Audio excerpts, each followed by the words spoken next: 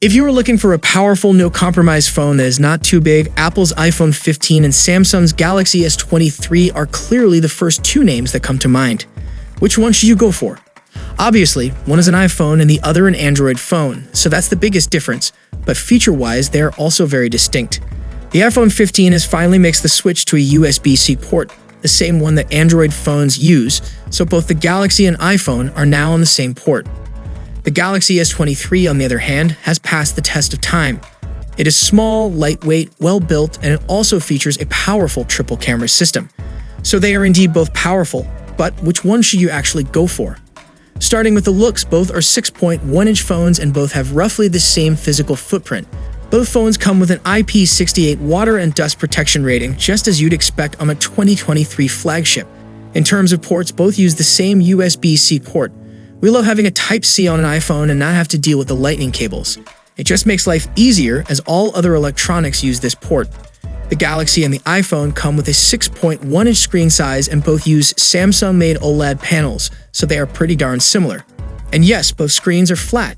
The iPhone is just slightly sharper with its 1179p resolution compared to the 1080p on the Galaxy, but this difference is so tiny you probably won't even notice. Both screens also have dynamic 120Hz refresh rate, so scrolling and swiping looks buttery smooth, but the iPhone is a bit more advanced as it goes all the way down to just 1 Hz for static content, while the Galaxy S23 can only go as low as 48 Hz, which is not as power efficient. Subtle difference again, but worth noting. One thing the iPhone improves is the bezel size around the screen, which is now much thinner for a more modern look. In terms of biometrics, the iPhone goes with the Face ID system, while the Galaxy relies mostly on the ultrasonic in-screen fingerprint reader. You do have a face recognition system on the Galaxy, but it is not as secure as the 3D based on the iPhone. When comparing flagship phones like this, we're talking about devices with some of the fastest internals on the market. Apple is using the A16 Bionic in the iPhone 15. This cutting-edge process allows packing a lot more transistors and performance in the same die size, but the main benefit might actually be the big gains in power efficiency. Samsung's Galaxy S23, on the other hand, is powered by one of the best Qualcomm chip in years, a Snapdragon 8 Gen 2. It's manufactured using TSMC's Fortnum process, and it is also an excellent chip, but it is a beat slower than the A16 Pro. Both phones come with 8 gigs of RAM, so no difference there. Samsung has also increased the software support on its devices, and you now get 4 years of major updates guaranteed, but Apple goes a step further with at least 5 years of major updates, and don't forget that iOS updates arrive much faster than Android updates on Samsung phones, which can take up to half a year after the release.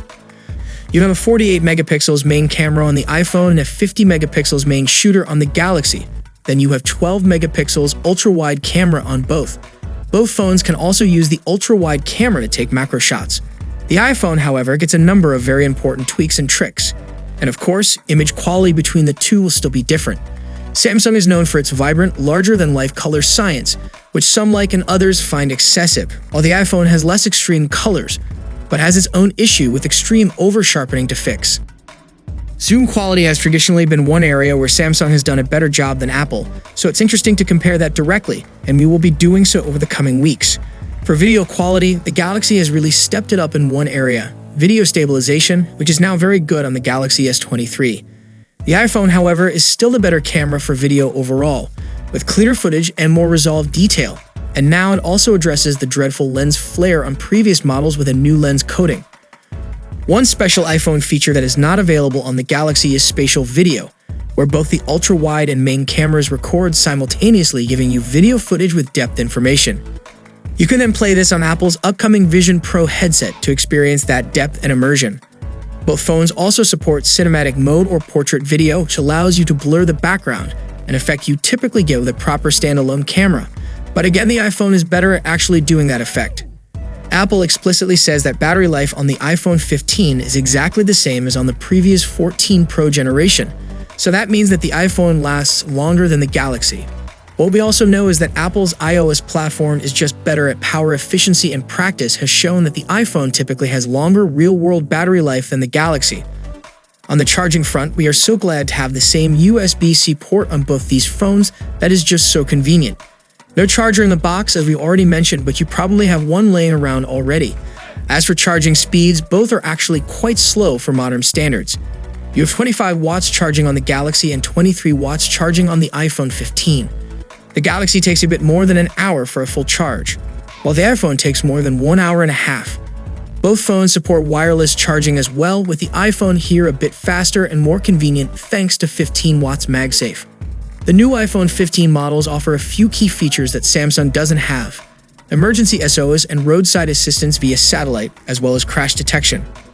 With the Galaxy S23 Ultra, on the other hand, can also be connected to accessories to mimic a traditional computer experience with window applications using DeX. Apple devices do not offer any such mode. Although it's not necessarily a feature specific to the S23 lineup, Android phones play nice with Windows, while Apple phones work best with macOS. If you like the idea of sending text messages from your PC or Mac, you might want to stick with the phone that fits in that ecosystem. Similarly, accessories might play a role in your decision. If you already have an Apple Watch and AirPods, the iPhone makes more sense. But if you own a pair of Galaxy Buds 2 Pro and Galaxy Watch 6, the S23 is the way to go. Also, consider the apps you use, particularly the ones you paid for. If you've invested heavily in one ecosystem, it may be difficult to get up and running on the other side of the Android or iOS border. Apple iPhones and Samsung Galaxies typically are some of the most expensive phones in the market. Each family of devices has a wide range of pricing, and the old adage always applies: you get what you pay for. The iPhone 15 and the iPhone 15 Plus are sharing the same colors, just like they do each year. We have black, green, yellow, pink, and blue as available colors for the base iPhone 15 models. On the other hand, this year, the three phones of the Galaxy S23 trio come in the same colors, the Ultra 2, unlike previous years when the Ultra sported different colors. The S23 colors this year are Phantom Black, a classic, green, lavender, and cream, a light shade that looks like a very light beige. Here's the breakdown. When it comes to price, both the iPhone 15 and its S23 lines start at $799. At this point in its life cycle, however, the Galaxy S23 can be found for less if you look around online. Both entry-level phones come with 128 gigs of internal storage. At the end of the day, these are two of your best options if you are looking for a compact flagship phone. The iPhone 15 has a number of improvements, but it remains the iOS ecosystem that lures people in with its familiarity, support for Apple Watch, AirPods, AirDrop, and so on. In terms of pure hardware improvements, the iPhone 15 certainly clears the bar with its industry-leading chip, improved cameras, and finally, a USB-C port. The Galaxy S23 would be a better fit for someone looking to save some money, but also someone who appreciated Android's openness and capabilities like split-screen multitasking and so on. So, what is your reason to pick one over the other? Share your thoughts below in the comment section, and for more Apple updates, you can check out our channel. See you in the next one.